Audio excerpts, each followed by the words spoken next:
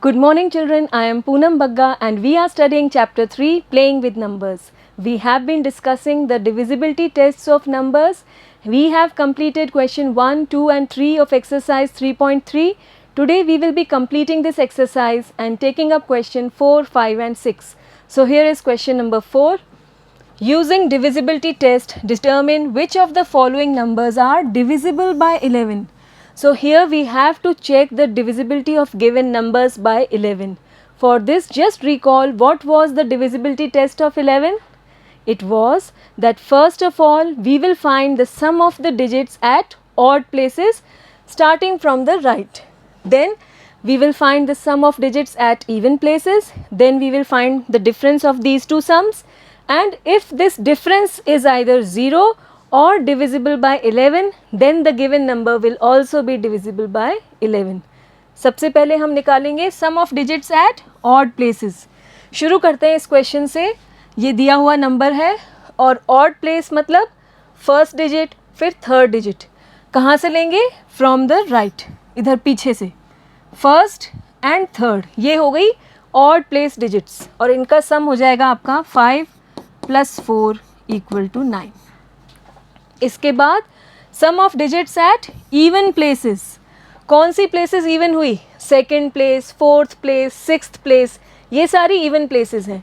और यहाँ पर ये हो गई सेकेंड प्लेस और ये हो गई फोर्थ प्लेस, इवन प्लेसेस. तो अब इनका सम हो जाएगा 4 + 5 = 9. दोनों का सम 9 आ गया.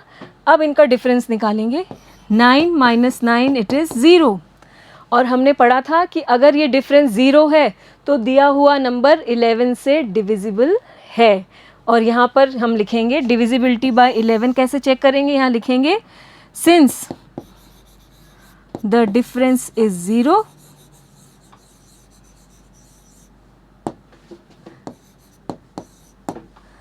so the given number 5445 is, let me erase this, is divisible by 11. So this is the solution. Okay, next number is this one. Again we will first find the sum of digits at odd places. Which are these digits? First, third and fifth. So its sum will be 4 + 8 + 1. It's 13. Then we will take the sum of digits at even places. Second and fourth. So it is 2 + 0 = 2. Now we will find the difference of these two sums. 13 - 2 it is 11. And yes, this 11 is divisible by 11.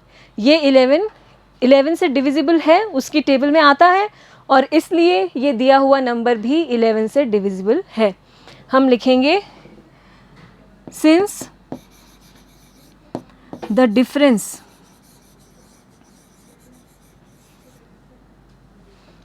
Is divisible bye 11,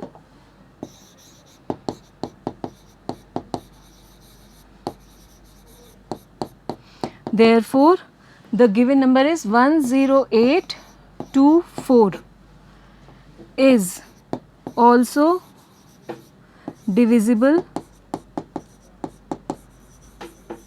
by 11. Okay, then the next number is this one. Let me take this a little bit up for getting the space to write. We have this big number and then we will find the sum of digits at odd places first. Which are these places? First, third, then fifth and then seventh. These are the digits at odd places. इनका सम निकालते हैं. 5 + 9 + 3 + 7. ये हो गया आपका 9 and 5 14, 15, 16, 17 and 7 it is 24. Then sum of digits at even places. Even places हो गई second, fourth और sixth. इनको जोड़ते हैं. 6 + 8 + 1 it is 15. Now we will find their difference. 24 minus 15. It is 9. Now is this 9 divisible by 11? No, 9 11 की table में नहीं आता है, 11 से डिविजिबल नहीं है और इसलिए ये पूरा नंबर भी 11 से डिविजिबल नहीं है. हम यहाँ लिखेंगे since 9 is not divisible by 11, therefore this given number 7138965, it is actually 71,38,965. This is also not divisible by 11. Okay, clear? Then next number is this one. Again let me get the space at the bottom.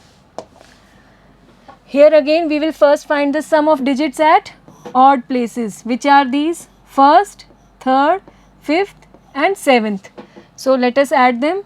8 plus 3 plus 6 plus 0. 8 and 3 11 and 6 it is 17. Then sum of digits at even places. They are second, fourth, sixth and eighth. So let us add them. 0 plus 9 plus 1 plus 7. It is again 17. Let us find their difference. 17 minus 17 it is 0. और हमने पढ़ा था कि अगर ये difference 0 होगा तो दिया हुआ नंबर भी 11 से डिविजिबल है. तो हम लिखेंगे since the difference is 0,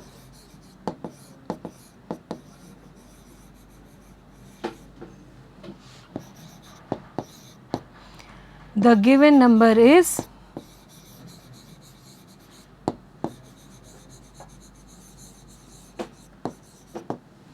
divisible by 11. Okay, clear? Next number is this one. Again we will check the sum of digits at odd places and even places. This is the first digit, third, fifth and seventh digit. So let us add them.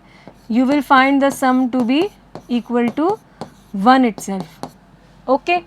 Then we will find the sum of digits at even places. They are second, fourth, sixth and eighth. Now again their sum will be equal to 0 plus 0 plus 0 plus 1. It is 1 and now the difference is 1 minus 1 0. Since this difference is 0, so the number is divisible by 11 and we write here since the difference is 0,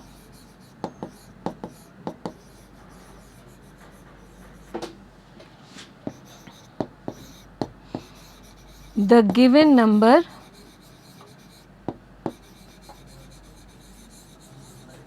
is divisible by 11. Okay. Then the next number is this one. Again just find the sum of digits at odd places first. Identify the digits at odd places. They are first, third and fifth. Add them. 3 plus 1 plus 0, it is 4. Then sum of digits at even places, let us identify them. Second, fourth and sixth. 5 plus 1 plus 9, it is 15. What is their difference? 15 minus 4, it is 11. And now this 11 is divisible by 11 and so this number is also divisible by 11. तो ये difference जो है here 11 is divisible by 11, therefore the given number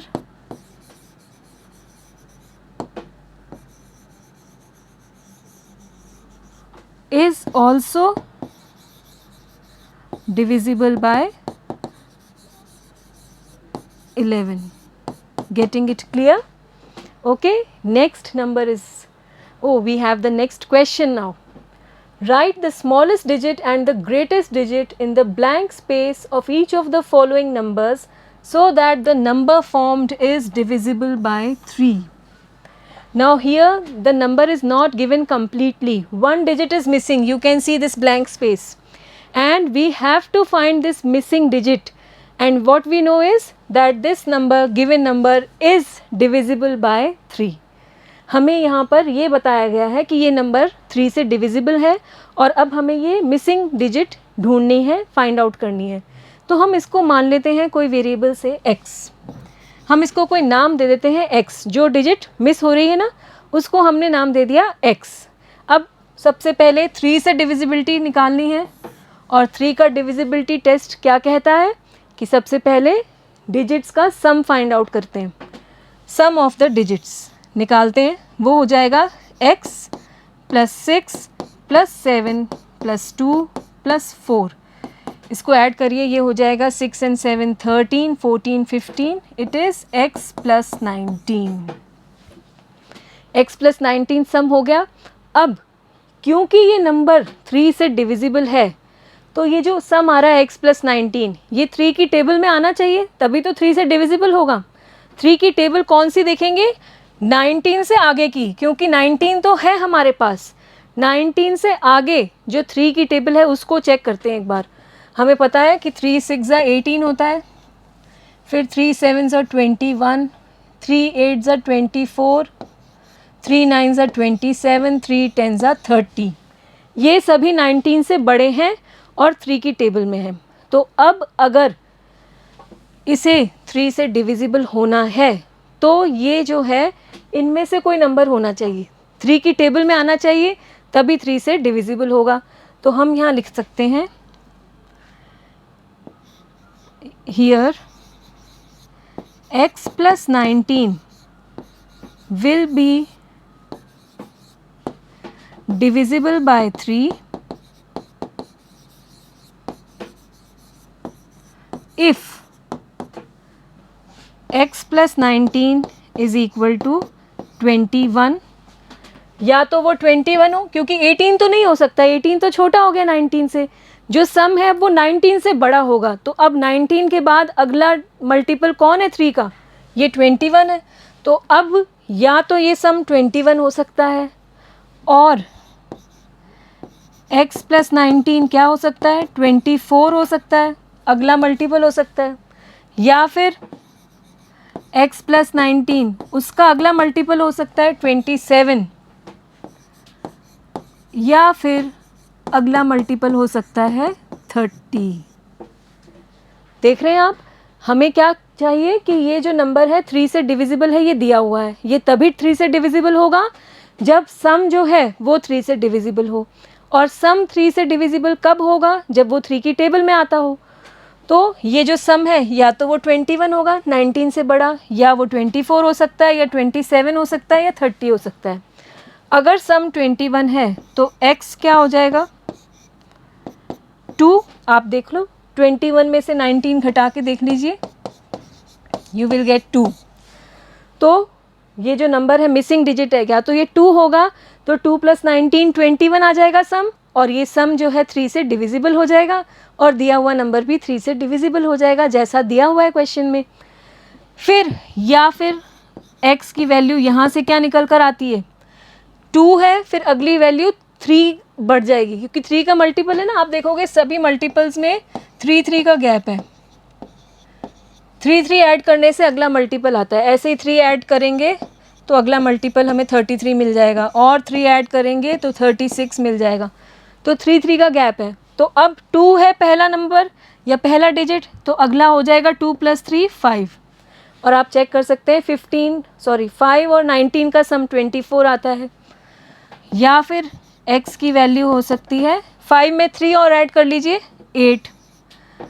या फिर x की value आ सकती है 8 में 3 और ऐड कर लीजिए 11.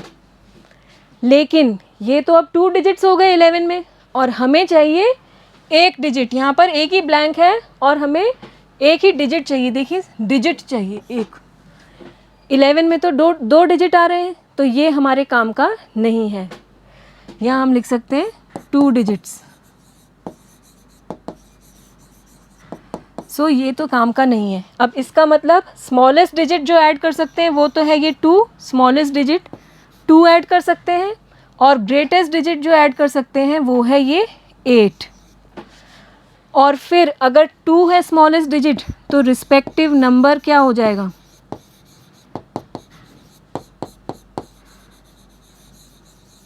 वो हो जाएगा, यहाँ पे 2 रख देंगे, 2 6 7 2 4, ये नंबर बन जाएगा 2 रखने पे। और अगर ग्रेटेस्ट डिजिट 8 लेते हैं तो नंबर हमारा बन जाएगा 8 6 7 2 4। आ गया समझ में? तो यहाँ पे हमने क्या देखा कि ये जो सम आ रहा है, ये सम ये 3 से डिविजिबल होगा अगर ये 3 की टेबल में आएगा, यानी ये अगर 21 हो या 24 हो या 27 हो या 30 हो। इसका मतलब x 2 होगा तो 2 + 19 21 होगा। फिर अगला डिजिट कैसे मिलेगा, 3 3 ऐड करके, 3 ऐड किया 5, 5 + 19 24, या अगला डिजिट 8 + 19 27, या उसके बाद लेकिन हमारे पास एक डिजिट नहीं है, 2 डिजिट आ गए 11। तो स्मॉलेस्ट डिजिट तो 2 हो गया और ग्रेटेस्ट डिजिट हमारा 8 हो गया। इस तरह से we get the solution. Okay, we have one more similar question. यहाँ पर भी एक डिजिट मिसिंग है और उसको हम नाम दे देते हैं x, अगेन x। सबसे पहले सम ऑफ डिजिट्स निकालते हैं। आप देखेंगे ये आ जाएगा 4 + 7 + 6 + 5 + x + 2। अब x को छोड़ के सभी ऐड अप कर लेते हैं। 7 4 11, 11 and 6 17, 22 23 24 + x, ये आ गया सम ऑफ डिजिट्स। अब क्योंकि दिया हुआ नंबर 3 से डिविजिबल है, since the given number is divisible by 3, so this means that the sum of digits is also divisible by 3। और ये 3 से कब डिविजिबल होगा, जब ये सम 3 की टेबल में आता हो। तो अब हम 3 की टेबल देखते हैं 24 से आगे। हमें पता है 3 8 ज़ा 24, 3 9 ज़ा 27, देन 3 10 ज़ा 30। थोड़ी और देख लेते हैं आगे, 33 36 39, 3 3 का डिफरेंस आ रहा है, 3 3 ऐड करते जाइए और आपको अगला मल्टीपल मिलता जाएगा 3 का। तो अब ये जो सम है 24 + x, ये या तो 24 होगा तब 3 से डिविजिबल होगा, या ये क्या होना चाहिए 27 होना चाहिए, या फिर ये 30 होना चाहिए, या ये 33 हो सकता है, या ये 36 हो सकता है, या फिर ये 39 हो सकता है। ठीक है, अगर 24 होगा तो अब तो x की वैल्यू क्या हो जाएगी 0, 24 + 0 24 हो गया। तो पहला डिजिट हमें मिल रहा है 0, या फिर 24 में अब क्या ऐड करें, अब 3 3 का ऐड करते जाइए, अगला डिजिट हो जाएगा 3, तो हमें नेक्स्ट मल्टीपल मिल रहा है 27। या फिर 24 में क्या ऐड करें, वापस से 3 ऐड कर लीजिए 6, ये हो जाएगा आपका 30। आगे वापस से ऐड कर लीजिए, 3 और ऐड करेंगे तो 9, ये हो जाएगा आपका 33। इसके बाद अगर आप 3 ऐड करते हैं तो ये हो जाता है 12। अब ये एक डिजिट नहीं रह गए, 2 हो गए, तो ये हमारे काम का नहीं है। तो स्मॉलेस्ट डिजिट जो हम ऐड कर सकते हैं वो है 0, और ग्रेटेस्ट डिजिट जो हम ऐड कर सकते हैं वो है 9, और उसके बीच में ये 3 और 6 भी हम ऐड कर सकते हैं to get the divisibility by 3। तो यहाँ हम लिखेंगे कि 24 + x is divisible, or we can say 24 + x will be divisible by 3 if 24 + x is equal to 24, or 24 + x is equal to 27, or 24 + x is equal to 30, or 24 + x is equal to 33। ये सारे case लिख दिए हमने। अब इससे क्या निकल कर आता है कि x की वैल्यू या तो 0 होगी तभी तो सम 24 आएगा, 24 में 0 ऐड करेंगे तभी तो 24 आएगा, या फिर x की वैल्यू यहाँ से क्या आएगी, 3 3 बढ़ाते जाइए, 3 3 का गैप रहेगा 3 के मल्टीपल्स में, तो 3 3 बढ़ाते जाइए, ये हो जाएगा 0 + 3 3, या फिर यहाँ पर ये सम मिलने के लिए 30 मिलने के लिए 3 में फिर से 3 जोड़िए 6, और यहाँ पर x = 6 में फिर से 3 जोड़िए 9 आ जाएगा। तो आपके डिजिट्स क्या क्या हो सकते हैं, 0 हो सकता है, 3 हो सकता है, 6 हो सकता है, या 9 हो सकता है इस मिसिंग प्लेस पर, तब जाकर ये नंबर 3 से डिविजिबल होगा, क्योंकि तब उनका सम जो आएगा डिजिट्स का वो 3 का मल्टीपल होगा, 3 की टेबल में होगा, 24 हो जाएगा या 27 या 30 या 33। तो स्मॉलेस्ट डिजिट क्या हो गया आपका 0, और तब हमारा नंबर हो जाएगा 47652, और ग्रेटेस्ट डिजिट क्या ऐड कर सकते हैं हम यहाँ पे 9, ये आप देख लीजिए, स्मॉलेस्ट तो 0 और ग्रेटेस्ट डिजिट हो सकता है 9, और तब जो नंबर हो जाएगा वो हो जाएगा 47652। तो मिसिंग प्लेस पे हमने यहाँ पे 0 रख दिया और यहाँ पे 9। और अब आप देख सकते हैं ऐड करके सम ऑफ डिजिट्स जो भी आंसर आएंगे, एक के केस में तो आएगा 24 और दूसरे केस में आएगा 33, दोनों ही 3 से डिविजिबल हैं और इसलिए दिया हुआ नंबर भी 3 से डिविजिबल है, जैसा कि हमें दिया है क्वेश्चन में। Okay, then we have the next question. Write a digit in the blank space of each of the following numbers so that the number formed is divisible by 11। अब हमें दिया हुआ है कि ये नंबर 11 से डिविजिबल है और हमें ये मिसिंग प्लेस पे डिजिट निकालनी है। अगेन इसको हम पहले x नाम दे देते हैं और अब हम डिविजिबिलिटी टेस्ट अप्लाई करेंगे 11 का, जिसमें कहा जाता है sum of digits at odd places from the right. कौन सी हो गई, फर्स्ट, थर्ड और फिफ्थ, इनका सम निकालते हैं 9, 3 and 2, it is 14। Then sum of digits at even places, even place कौन सी हो गई, सेकेंड, फोर्थ और sixth, 8 + x + 9, it is 17 + x। Okay, अब हम इनका डिफरेंस निकालते हैं, 17 + x - 14, तो एक्चुअली 17 - 14 करेंगे आप, x + 3 आ जाएगा डिफरेंस। अब ये नंबर दिया हुआ नंबर 11 से डिविजिबल है, वो कब डिविजिबल होगा, जब ये डिफरेंस 11 से डिविजिबल हो, और ये डिफरेंस 11 से डिविजिबल कब होगा, जब ये 11 की टेबल में आता हो। तो 11 की टेबल लिख के देखते हैं एक बार, 11, 22, 33, 44, ये होती है 11 की टेबल, और 3 है तो 3 से बड़ा ही होना चाहिए, तो x + 3 या तो वो 11 हो तब वो 11 की टेबल में आएगा और डिविजिबल होगा 11 से, या वो 22 हो तब वो 11 से डिविजिबल होगा, या फिर वो 33 हो, या इनमें से कोई नंबर हो। अब 11 होने के लिए 3 में क्या ऐड करें कि ये 11 आ जाएगा सम, बताइए। Yes, 8 + 3 is 11। आप 11 में से 3 माइनस करके चेक कर सकते हैं तो 8 आएगा। तो अगर हम 8 ऐड करते हैं तो हमें 11 मिल जाएगा, और तब ये डिफरेंस 11 से डिविजिबल होगा और जो नंबर है वो भी 11 से डिविजिबल होगा। या फिर 22 लाने के लिए अगला डिजिट क्या हो सकता है, 8 में 11 ऐड कर दो, 11 और 8 19, या फिर 22 में से 3 माइनस कर दो तब भी 19 आएगा।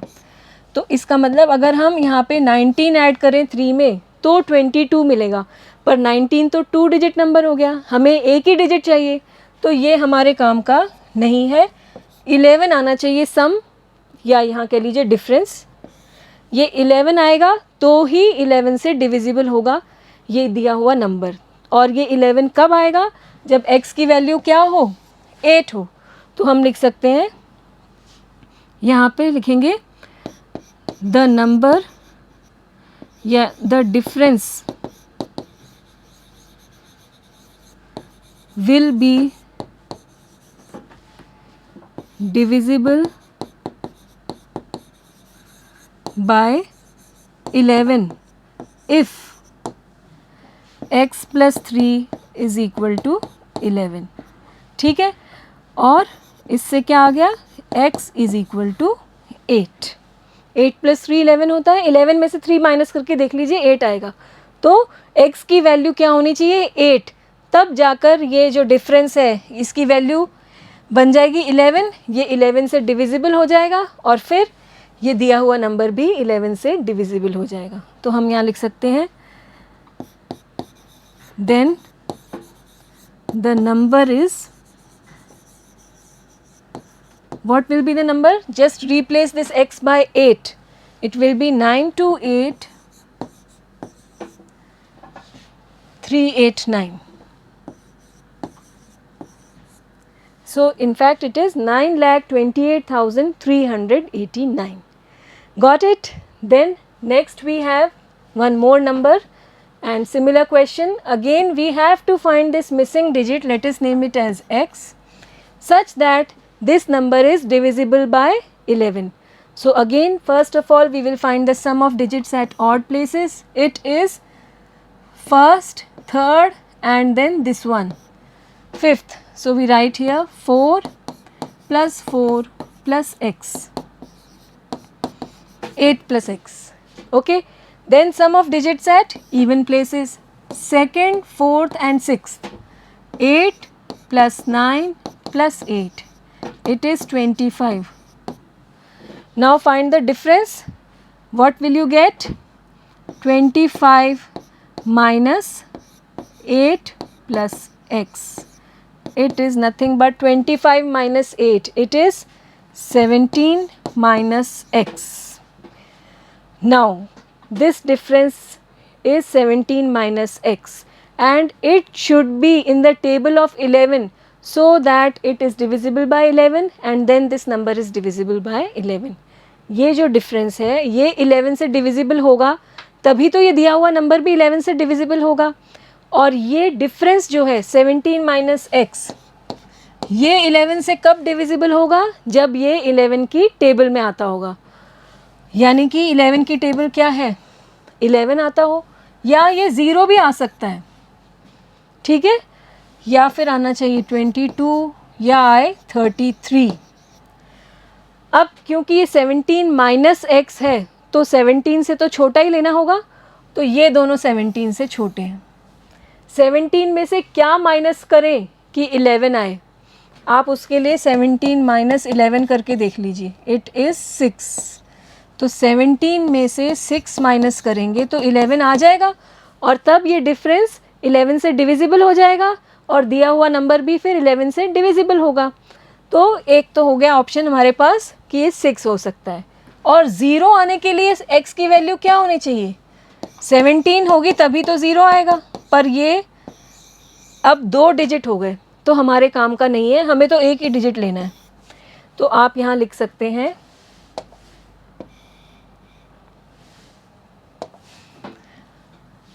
कि the difference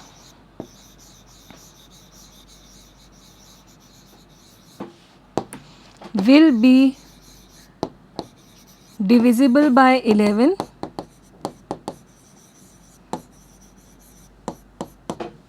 if this 17 minus x is equal to 11. 22 तो नहीं हो सकता, ये तो 17 से बड़ा हो गया और हम 17 से कुछ कम कर रहे हैं तो वो 17 से छोटा ही होगा, तो वो 11 हो सकता है. तो ये 11 होगा तभी जब ये डिफरेंस 11 होगा, तभी ये 11 से डिविजिबल होगा. 11 की टेबल में आ रहा है और तब ये नंबर 11 से डिविजिबल हो जाएगा. तो इससे x की वैल्यू आ जाएगी आपकी, दिस इम्प्लाइज, इस सिंबल का मतलब है कि इससे ये रिज़ल्ट आ रहा है कि x की वैल्यू क्या हो जाएगी. हमने माइनस करके देखा ही था, 17 में से 11 6 आ गया था. तो अब ये डिजिट जो है वो 6 होगी तो आपका ये नंबर 11 से डिविजिबल होगा. ये डिजिट 6 होगी तो 17 माइनस 6 11 हो जाएगा डिफरेंस. डिफरेंस 11 से डिविजिबल होगा तो अपने आप ही ये नंबर भी 11 से डिविजिबल होगा. तो यहाँ हम लिख सकते हैं कि then the given number or the number will be